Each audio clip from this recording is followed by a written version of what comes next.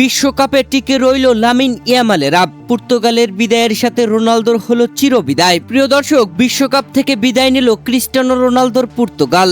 ইবোরিয়ান ডার্বিতে শেষ হাসি হাসলো ওই স্পেনই। রাউন্ড অফ 16-এর হাড্ডাহাড্ডির লড়াইয়ে 1-0 গোলের জয় তুলে নিয়ে বিশ্বকাপের কোয়ার্টার ফাইনালে জায়গা করে নিয়েছে লামিন ইয়ামালদের স্পেন। আর স্বপ্ন ভঙ্গ হয়েছে পর্তুগিজদের।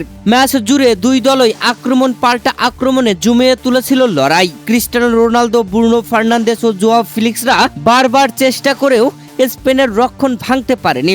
অন্যদিকে লামিন ইয়ামালদের গতিময় আক্রমণ সামলে রেখেছিল পর্তুগাল, কিন্তু শেষ মুহূর্তে আর রক্ষা হয়নি তাদের। নির্ধারিত সময়ের শেষ দিকে স্পেনের দুর্দান্ত এক আক্রমণ থেকে আসে ম্যাচের একমাত্র গোলটি।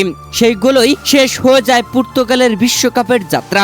শেষ বাঁশি বাজতেই উল্লাসে ফেটে পড়ে স্পেন শিবির, যেখানে 90 মিনিট শেষ হওয়ার পরেই অতিরিক্ত যোগ করা হয় 6 মিনিট। আর 6 মিনিটের প্রথম মিনিটও যেতে দেয়নি স্পেন, যেখানে 6 মিনিটের প্রথম মিনিটের 7 সেকেন্ডেই গোল আদায় করে নিয়েছে স্পেন। মাইকেল মারিনোর দুর্দান্ত গোলে স্পেনের জয় উল্লাস।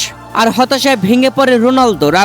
এই হারের মাধ্যমে 2026 বিশ্বকাপ থেকে বিদায় নিল ক্রিস্টিয়ানো রোনালদোর পর্তুগাল। অন্যদিকে স্পেন এখন কোয়ার্টার ফাইনালের টিকিট নিশ্চিত করে শিরোপার দৌড়ে আরো এক ধাপ এগিয়ে গেল। শুধু পর্তুগালের বিদায় নয়, এ যেন এক মহাতারকার বিদায় দিল ফুটবল বিশ্ব।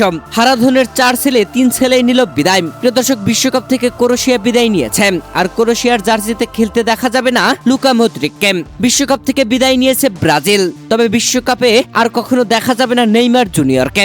বিশ্বকাপ থেকে বিদায় নিল পর্তুগাল।